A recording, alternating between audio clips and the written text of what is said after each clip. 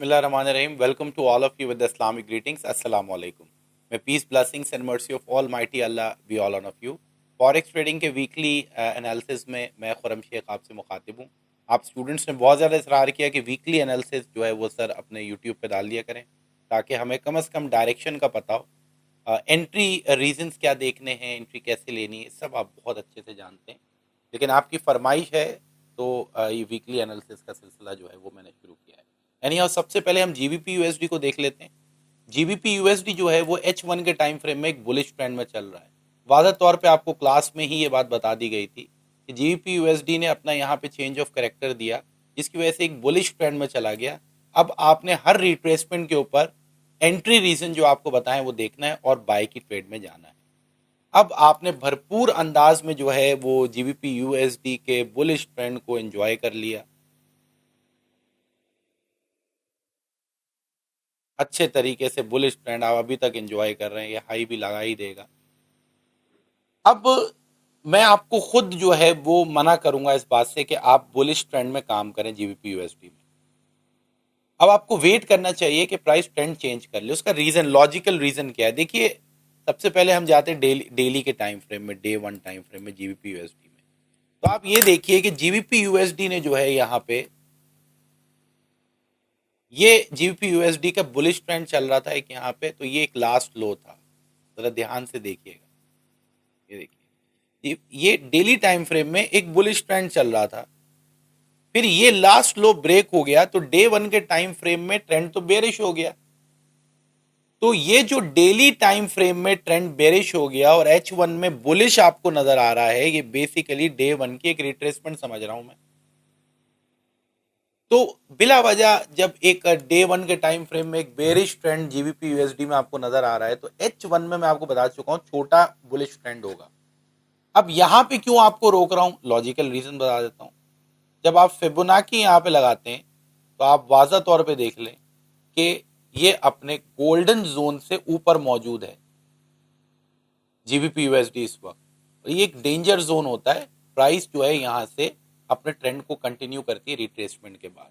तो in short daily time frame जो है वो बेरिश है, H1 का टाइम फ्रेम बुलिश है.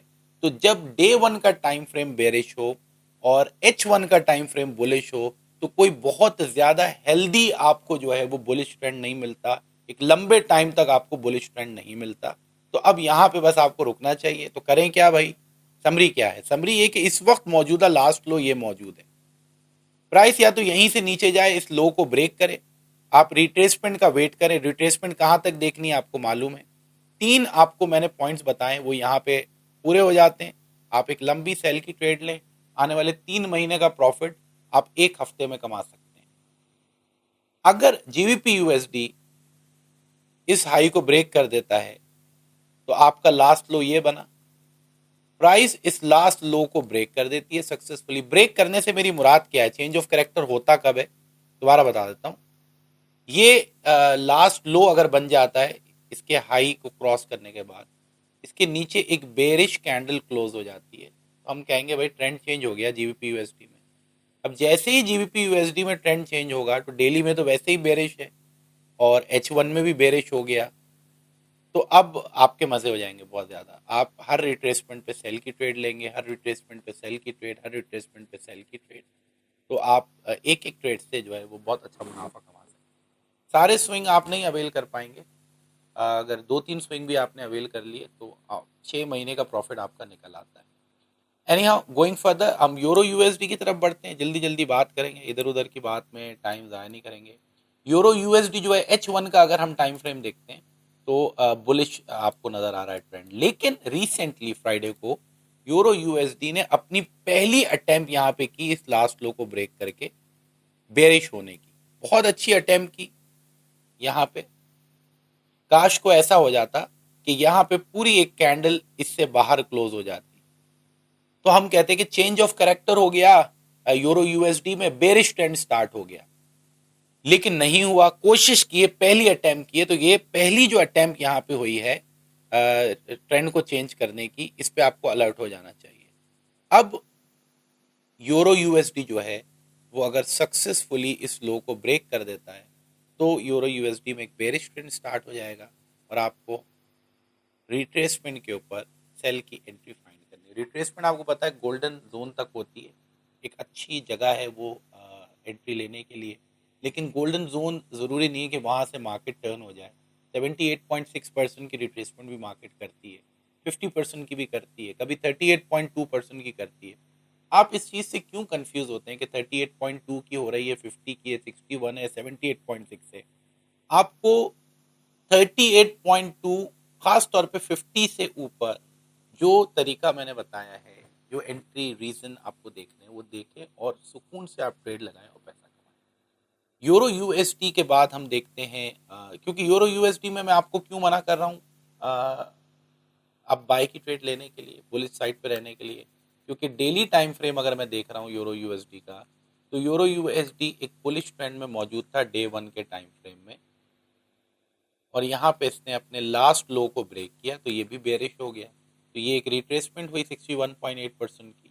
तो अब H1 में अगर बेरिश ट्रेंड मुझे मिलता है तो काफ़ी लंबा बेरिश ट्रेंड मैं इंजॉय कर सकता हूँ यूरो यूएसडी।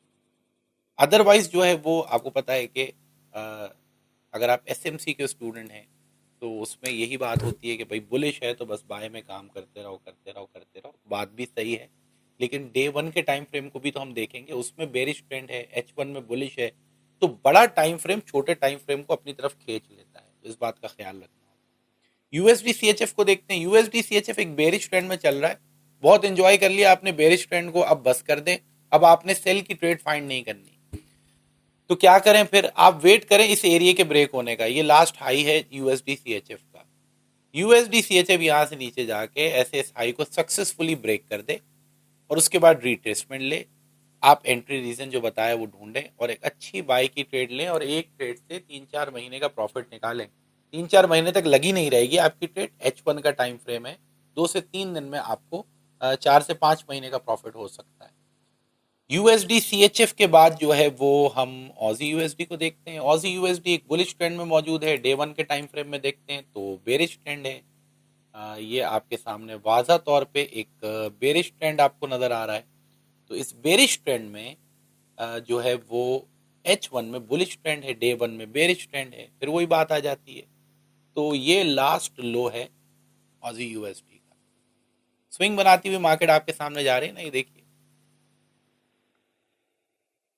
ठीक है, ये स्विंग बनाती हुई मार्केट जा रही है ऊपर, ये ऐसे जो है high low high low high low high low, कोई भी लास्ट लो देखें ब्रेक नहीं हो रहा है, बुलिश ट्रेंड है, हाई लो ये ब्रेक हो जाता है तो ये हाई ये लो, बस इसके ब्रेक होने का वेट करें, ट्रेंड बेरिश हो जाएगा, रिट्रेसमेंट का वेट करें, कहाँ तक रिट्रेसमेंट होती है पढ़ा चुका हूँ, और वो भी अगर नहीं देखना चाहते कहाँ तक रिट्रेसमेंट होगी तो जो एंट्री रीजन जो है आपने देखने हैं 3, बस वो देखें, छोटे से स्टॉप लॉस के साथ 1:5 1:6 रेशो की ट्रेड लें और क्वालिटी ट्रेड लें, और ये अब अपने जहन से कोशिश करें निकाल दें कि 50% प्रॉफिट महीने का, 60% प्रॉफिट, ये सब आपको गुमराह करने वाली बातें। दुनिया के बेस्ट प्रोफेशनल ट्रेडर्स भी 8 से 15% प्रॉफिट महीने का कमाते हैं और ट्रेंड की डायरेक्शन में काम करते हैं।